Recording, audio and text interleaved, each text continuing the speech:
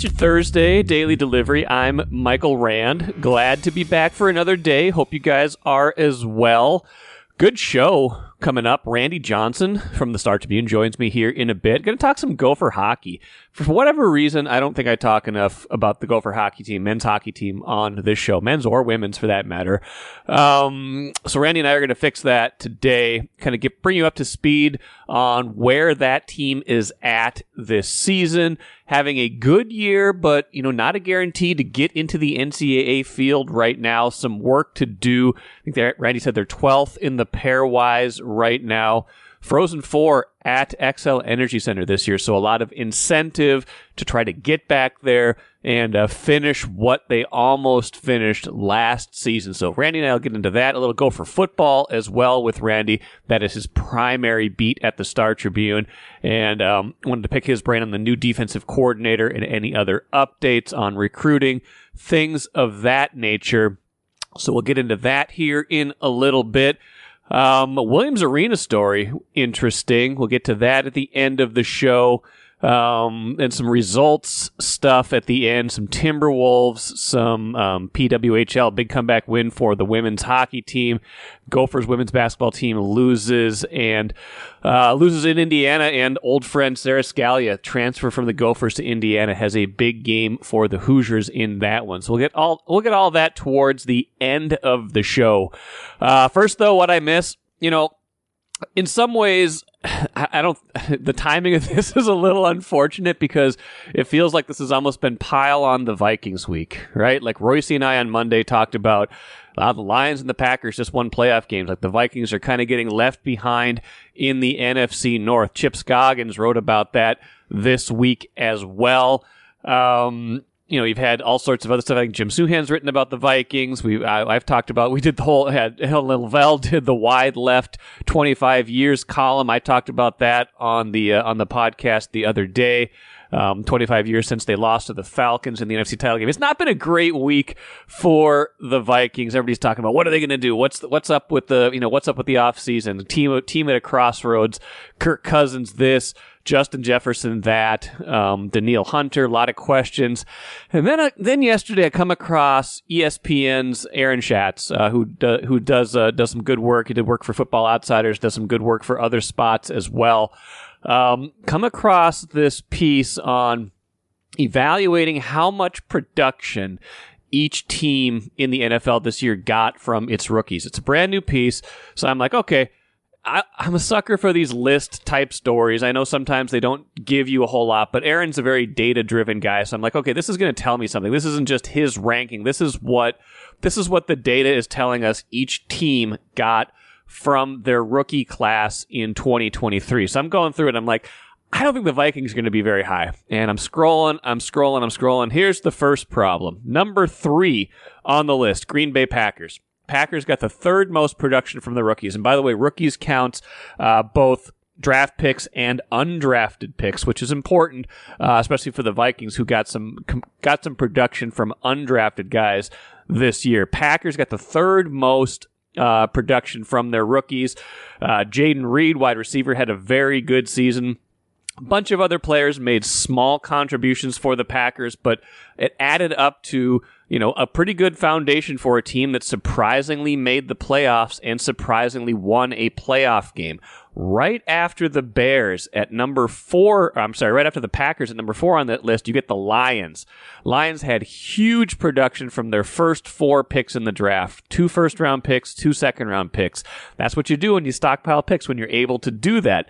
Sam Laporta, tight end in the second round, huge contributions. By the way, Lions got a second-round pick from the Vikings in the TJ Hawkinson trade. Sam Laporta essentially replacing TJ Hawkinson for less money with about the same kind of capital that the Vikings would have needed that the Vikings needed to get TJ Hawkinson. Just saying. That's interesting. Sam Laporta, they got a defensive back, Brian Branch, who had a huge year. Jahmyr Gibbs, their first-round running back, was excellent this year. 945 rushing yards, 11 total touchdowns, more than 5 yards a carry, and linebacker Jack Campbell, who had a good year for them as well. Lions, 4th most production from their rookie class this year. Number 5, the Bears. So three of the other 3 teams in the NFC North, all in the top 5 of this list. Got a lot of production from Darnell Wright, their right tackle. Had a bunch of production from guys drafted a little bit lower, a couple corners, Tyreek Stevenson, Terrell Smith. Got some other production from other guys. So they're number 5. And now I'm scrolling. Scroll. Got to keep scrolling. It's a big list, 32 teams. Each one of them gets a few paragraphs. I'm still scrolling, you guys. I got my hand on the down button. I'm going way down. I'm still scrolling. This is real time right now. 25th, the Minnesota Vikings. Aaron writes, the most important rookies for the Vikings were a first-round pick and an undrafted player. That's true. Ivan Pace Jr., the linebacker, undrafted, and, of course, Jordan Addison, the rookie wide receiver. Addison had 70 catches, 10 touchdowns, 28th in DVOA among wide receivers. He had a very good year this year. Mekhi Blackman also had a good year, but the rest of the class didn't do a whole lot, and there was only 6 players in the class, so not a lot of quantity in this year's draft class. So, I'm thinking, okay, that's not great, but, they also had last year, right? That was the first year of the new regime. That was the first year of Kwesi Adofo-Mensah drafting. Did they do this list last year, I'm wondering? Yes, they did. So I go back and look at that one. Last year's list. The 2022, same exact methodology, things like that. You go down here and you look, okay, where are we going to find the Vikings? I'm scrolling.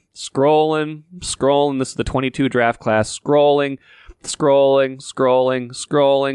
Okay, number 7, Detroit Lions. So the Lions, the last 2 years, number 7 in one, number 5 in the other, I believe, something like that, 4 or 5 in the other. Aiden Hutchinson, huge rookie year a couple of years ago. They got a bunch of other contributions. All of these guys contributing now for division winners. This year's rookies, last year's rookies, contributing mightily for a division-winning team that seems to be on the rise. So they were number 7. Bears, number 8 2 years ago. Got a bunch of production from a bunch of their players. Safety Jaquan Brisker, a bunch of other players contributed for them. Scroll a little bit, number 14, Packers. They get a bunch of contributions last year as well. Quay Walker, Devontae Wyatt, Christian Watson had a good rookie year. He's been injured, but he's still got a lot of potential, things like that. So they had the 14th best rookie class. So all of these teams, you had top 10 almost across the board both years, except for the Packers at number 14 a year ago. So here we go, scrolling again all the way. Scroll. I'm scrolling again, doing real time. I don't know if this is great podcasting or boring to you, but just kind of giving you an example of how long it takes to get to the Vikings again at number 25. You remember last year, they had a lot of cracks at it. They had 4 picks in the top 66 of the draft. A first rounder, 2 second rounders, and a pick at the top of the 3rd round. Lewis Cine, Andrew Booth Jr., Ed Ingram, and Brian Asamoah. It's any of those guys, a long-term, really good player for the Vikings. Cine has barely touched the field. Same with Andrew Booth Jr. Ingram has played a lot, but he's been okay at best. He's still not a strong part of that offensive line. And then Asamoah has barely touched the field as well. Now they've got a little bit more production from Ty Chandler, Caleb Evans. Guys like that have been okay, but again, 25th. So now some of this is because of the way the rosters were, right? Like 2022, the Vikings didn't necessarily need their rookies. They had a lot of veterans that year. Some of this is need. Some of this is, hey, you're a team in transition. You're a rebuilding team like the Bears were, like the Lions were in 2022. Of course, you're going to get more production from the rookies. I would argue, though, that if you have 4 picks in the top 66, you should be getting some production from those guys and more production from those guys as they get older, and I don't think that happened for the Vikings this year either. None of those other 4, except for Ingram, played very much, and Ingram didn't play all that well. So 2 straight years now where the Vikings finished 25th in rookie production, and the other teams in their division finish way up there. Top 10 primarily, top 5 in a few of those cases. The only other one outside that was still top half, 14 for the Packers a couple years ago. If you are looking for a reason why the script has flipped in this division, this is a very good indicator. The Vikings have had holes, they've had opportunities, they've had veterans they've moved on from. They have not replaced those veterans with enough quality young players, at least not yet. They've tried, they've drafted, they have not drafted well yet, at least according to this metric, and certainly according to the eye test. So Again, not to pile on this, we're not breaking news, but I thought this was an interesting way to look at this. This was an interesting way to evaluate, okay, how bad have these rookie classes been? How little have they gotten from these classes? How much more do they need to get out of this year's draft, out of these past 2 draft classes going forward? I would say a whole bunch. The Vikings have to get this draft right. They have to start drafting better, getting more production from their young players, because this is not sustainable. This is a recipe for getting worse and worse and worse and falling further and further and further behind in this division. I would argue they go into 2024 as the 4th best team in the NFC North. That is where I would say they are right now. That's the way they played for a lot of this season. That's the arc of these other teams who keep getting better. Bears have the number 1 overall pick. They can do anything they want with that pick. They've got another high draft pick in the first round, their own pick. They have a lot that they have to lean on and like. They got better as this year went on. The Lions were good all year. The Packers got better as this year went on. The Vikings got worse. Even irrespective of the Kirk Cousins injury, they got worse at a lot of spots as the year went on. That is trouble. And I cannot emphasize enough how important this year's draft is for Kwesi Adolfo-Mensah and the Vikings. Grand Casino would like to take a moment and salute the true football fan. The passion, the hope, the anticipation, that incomparable feeling of winning. Grand Casino would also like to take a moment to remind you that you can find all that anticipation, thrill, and winning at Grand Casino. Grand Casino. Let your story begin. Let's talk college hockey with Randy Johnson from the Star Tribune. Maybe a little college football at the end too. But I'm most interested in the Gophers men's team right now, Randy. I don't feel like I've paid enough attention to them.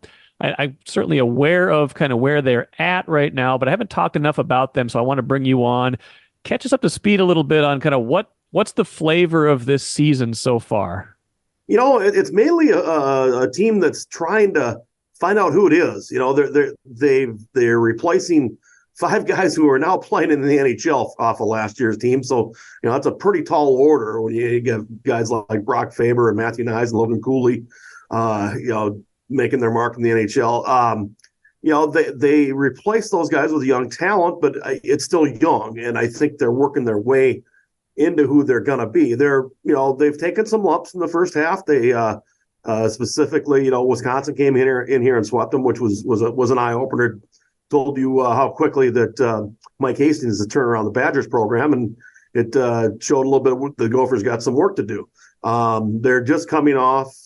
They had 2 non-conference series. They split with Colorado College, then had a dominant sweep over Robert Morris, which they should have. Robert Morris is one of the lower ranked teams in the pairwise. So yeah, they needed that, and they played really well, especially in the Saturday game. So they should feel pretty good about that. We'll know more this weekend. They're not playing one of the top Big Ten teams. They're playing Ohio State, which is in last place. Did get a split last weekend with Notre Dame. So they'll know a little more about themselves, but their situation, they're 12th in the pairwise right now. You want to get a little bit, into that number 2 seed band if you can, and number 3 for sure.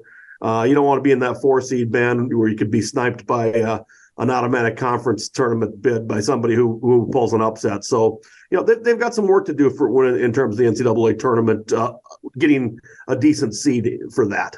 You've said they're kind of trying to find their way, figure out who they are. When they're at their best so far this year, what do you imagine their identity is right now? Basically a team that is good on offense, gets a lot of shots on net, and moves the puck well, and moves the puck out of their zone well, and gets good goaltending from Justin Close. You have a great scorer like Jimmy Snuggerud, who's coming off a pretty good weekend. He had 20 shots on goal in the weekend, and finally got a goal in his last one. But he had a good series the weekend before. You see freshmen like Sam Renzel running into form, collecting quite a bit of assists in the last 3-4 games. Coming off Jimmy coming off a World Juniors tournament, so he's played pretty well lately. They got Mason Nevers got his first goal of the season last weekend after battling some injury problems, concussion early in the season. If he can heat up, that'll help quite a bit. Aaron Huglin was very active this past weekend. There were some good things that came out of this series, as there should be when you play Robert Morris. They play Michigan State in a couple of weeks, and usually that's not one to circle. I mean, Michigan State certainly had some success with the years, but this year, Michigan State awfully good. Yeah, they've done a really good job under Coach Adam Nightingale. They have a great goalie in Trey Augustine, who led the U.S. to World Junior Gold. They've got a lot of players from that U.S. National Development Program in Michigan. So they're which is where Adam Nightingale used to coach. So that's a big help there. They're recruiting a lot better.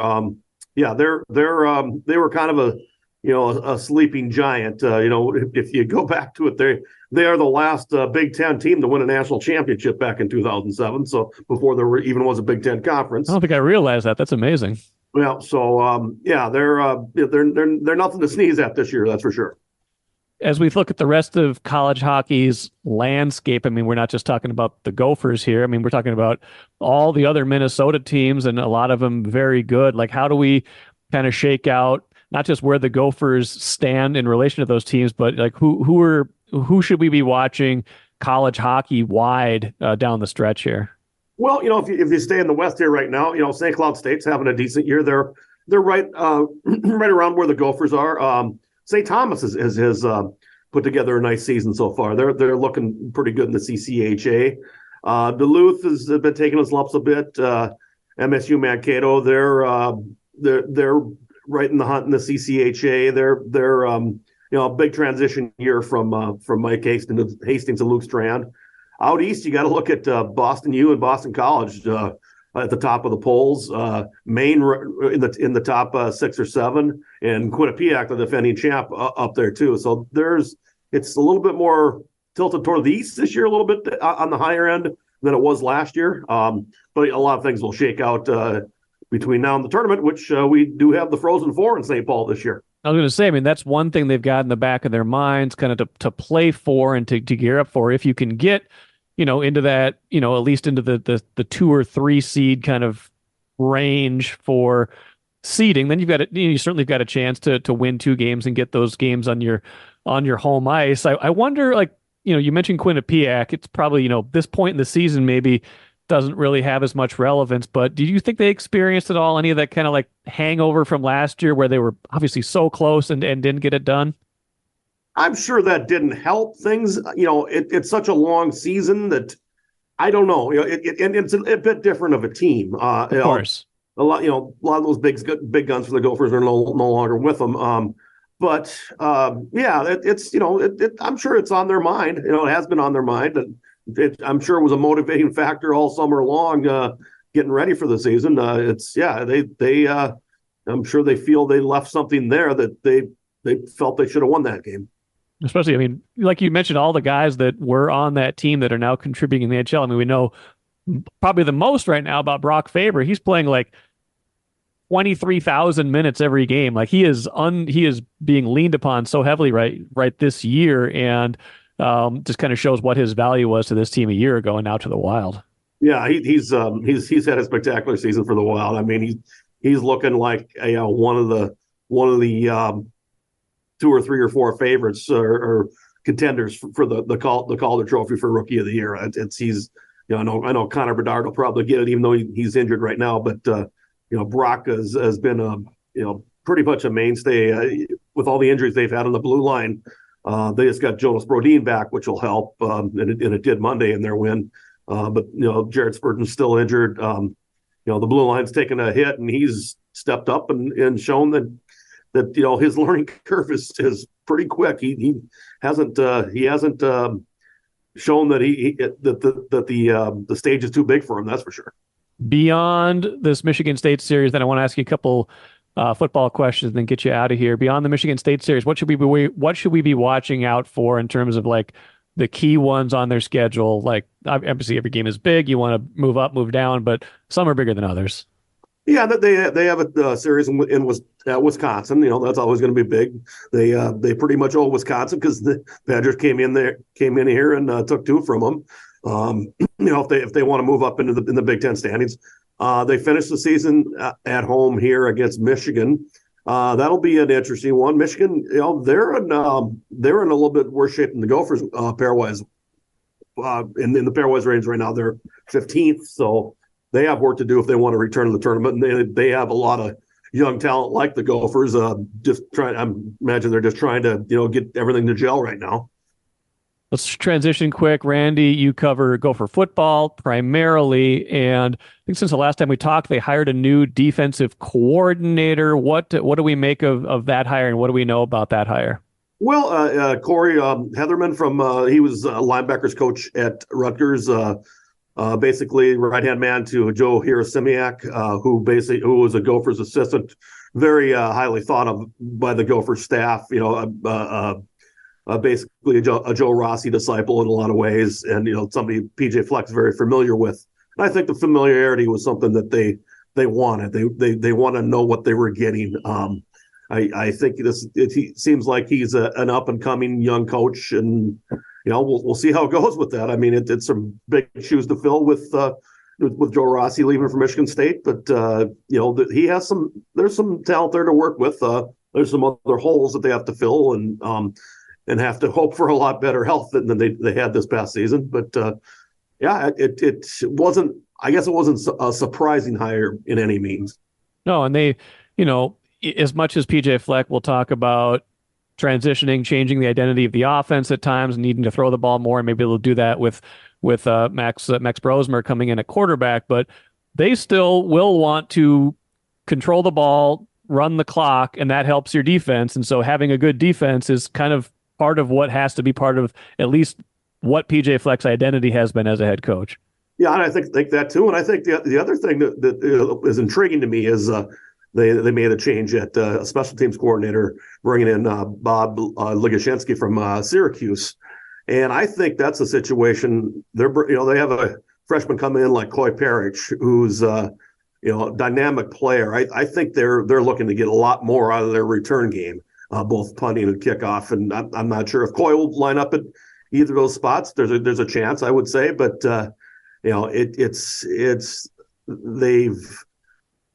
not used the return game very often. They've been very cautious over the years with that. They actually in the bowl game they did get some good return yardage from both the kickoff and the punt return, which was kind of out of character by them. They kind of let their hair down a little bit there.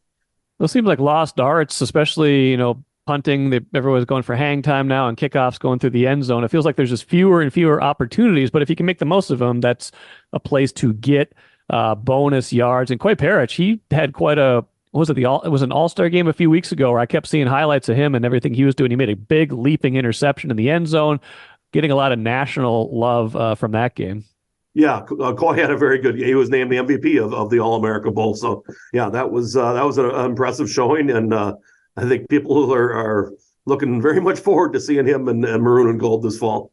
Any other recruiting updates? Anything else going on with the team right now that we should know about before I let you go? They did lose the guy that might have been the backup quarterback in Logan Fife out of Fresno State. He reopened his recruiting. So I wouldn't be surprised if they would, when the second transfer portal window opens in April, that if they add a quarterback, if they can find one who's more in the developmental mode, but with a little bit of experience, who could come in and be a backup. I don't know if they want to have Drake Lindsay, the Fayetteville, Arkansas incoming freshman, or Max Shikanjansky, the Stillwater kid, as their backup next year. I think there's probably a spot for somebody to land there through the portal. Interesting. Well, we'll be watching that. Maybe not quite as closely as the Vikings quarterback situation over the next few months, but a developing one at that. Randy Johnson, appreciate it as always. We'll follow your Gophers coverage, whether it's hockey, football, or otherwise, and talk to you soon. Sounds good, Mike. Thanks a lot. Royal Credit Union's smart checking accounts offer no monthly fees and no minimum balance. Enjoy financial freedom when you open your Royal Credit Union smart checking account online at rcu.org/go checking. Insured by NCUA. Good stuff, as always, from Randy. And another Gophers note before we move on to a few professional things here in the cooler. Interesting, Gophers exploring a renovation of Williams Arena or potentially building a new on-campus arena. Now, made it sound in Marcus Fuller's story like the renovation of Williams Arena would be more likely. Mark Coyle saying recently that the next logical thing for us to look at is Williams Arena, that there's things they can do for spectators and for players. Barn's been open since built in 1928. Think about that. Almost 100 years old. Gopher signed a contract a few months ago with Populous, the firm that's done a whole bunch of stuff for them in the past, including helping with the design for TCF Bank, now Huntington Bank Stadium. Williams Arena holds 14,625 fans. It's one of the oldest buildings around. It's fun when it's full. It has not been full lately. This year, it's been about half full. Gophers attendance this year, 7,422 announced attendance. Now, a lot of that's non-conference. That'll probably go up a little bit as the year goes on, but that's half full. Their attendance right now is the lowest it's been in more than 50 years. That is troubling. Could they consider reducing the capacity? Yeah, that sounds like that's on the table. They've done renovations over the years. Sounds like trying to do a new facility is hard to think about, maybe because of space, maybe because of money needed, things like that. They've just done a whole bunch of big projects. I mean, the football stadium's a little bit in the rearview mirror now. That opened 15 years ago. But, the Athletes Village, that was a huge project. They've got other things going on. Trying to raise funds for something like a new basketball arena could be trouble, but something's got to be done here. I think they do recognize that. Interesting that they are taking steps to do that right now, and kind of wondering what the landscape, what the appetite for that will be with donors. Let's finish with the cooler. Wolves beat the Pistons best in the West against worst in the NBA. Pistons are 4-37 now. I call this a professional-ish effort. They got it half right. The first half, which is most of what I watched in this game, was not good. I could tell from the beginning that the Wolves were not taking this game seriously enough. Detroit was getting easy baskets early. Both teams were like almost 40 points in the first quarter. Wolves just didn't look like they had the focus, the sharpness, but they still did win 124-117, and the lead was bigger than that before Detroit made a couple garbage time buckets. It wasn't really uncomfortable. You had a feeling all the way that the Wolves would do enough to win. And I guess what I'm trying to decide is that okay? Is that okay to have a night like that where you kind of take your foot off the gas just a little because you know you're that much better than your opponent? They tried to do that last year. They weren't good enough to do that last year. They weren't a good enough team to not take teams like Detroit seriously last year, and it cost them dearly. Now they're trying to make sure that doesn't happen this season. The problem is, and this is a nice problem to have, they're better this year, right? So they can kind of get away with this, I think, and did against the really, really bad teams. If Detroit was a little bit better, they might have found themselves in trouble, but Detroit is just so bad that they could get away with an 80 or 90% effort in this game and still win. Really good game for Karl Anthony Towns, huge game for Rudy Gobert, and had 27 points. Good game for Jaden McDaniels. I think Mike Conley Jr. was like a plus 20, something like that. He had a good game. So, they kind of played it like a game that they had to use their guys. And I think it was only one guy was in the upper 30s of minutes, so it wasn't like they had to go huge on the minutes, but they probably would have liked to have won this a little bit more handily, gone deeper into the bench a little bit more easily. I thought head coach Chris Finch had the right attitude about it after the game, so we got a little more serious in the second half. I didn't really like our seriousness in the first half. Exactly. He was watching the same game I was watching. I was watching him on the TV, and every time I saw him in the first half, every time they showed him on the camera, I was like, that is a coach right there who is worried about his team tonight, that is worried that they could, in fact, lose to the worst team in the NBA, even as the best team in the West. Rest of his quote: wasn't a huge fan of our performance tonight, but we did enough to get a win. End of the day, that's what matters, but it's not the standard we had hoped for. Exactly. That is a perfect way to sum up that game. Wolves get a win. Flush the process. That was not the process you wanted in that game. That was not the way you want to handle your business, but that's going to happen sometimes, especially if you know you were that much better than your opponent, and as long as you know how much you have to turn it on. You can get away with that from time to time. You don't like to hear that. You don't even want to say that out loud necessarily. You'd never say that if you were Chris Finch. You would never say, hey guys, let's just go 85% tonight. I think that's all we need to win. You would never say that, but you have to understand that sometimes, not always, it better not be always, because that's what it was last year. It felt like always. Sometimes that's going to happen, and as long as you've got just enough to win, it's kind of okay on occasion. Okay. Let's finish with a couple other things. Minnesota's PWHL team got a big comeback win over Ottawa on the road yesterday. Watched the overtime on Bally Sports North. Saw the overtime goal deflected in off of an Ottawa player, but hey, they all count. Good comeback win for the Minnesota PWHL team. And I love that all those games are on TV, that you can just, I saw they were on overtime on social media, so I flipped it on. Love that we can see those games. Love the professional standard of this league so far. Gopher women's basketball team loses to Indiana, like I mentioned at the jump. Sarah Scalia, former Gopher, had a huge game for Indiana. Gophers taking their lumps against the better teams this year. That's what they've got to prove down the stretch here. Can they beat some of those better teams and not just some of the middling teams in the Big Ten? That'll be the challenge for Dawn Plitzer-White's young team this season. Finally, Chip Scoggins will be my guest on Friday's show.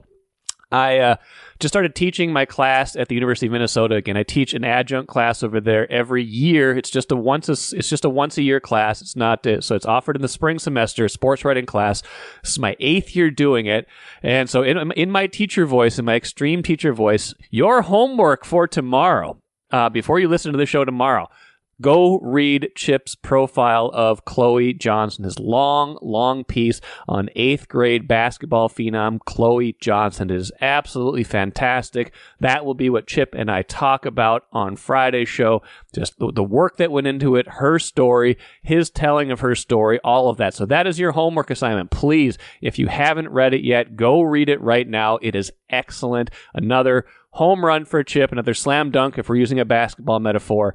But you have to read that. Please go check that out. Even if you don't listen tomorrow, check that out right now, because it is more of Chip's terrific work. That will do it for today. Thanks for joining me. Like I said, Chip tomorrow, a bunch of other stuff tomorrow as well. Some teams in action. Wild play tonight. Wolves play again tonight, back-to-back against Memphis. So we'll talk about that tomorrow as well. Until then, I'm Michael Rand. We'll see you tomorrow.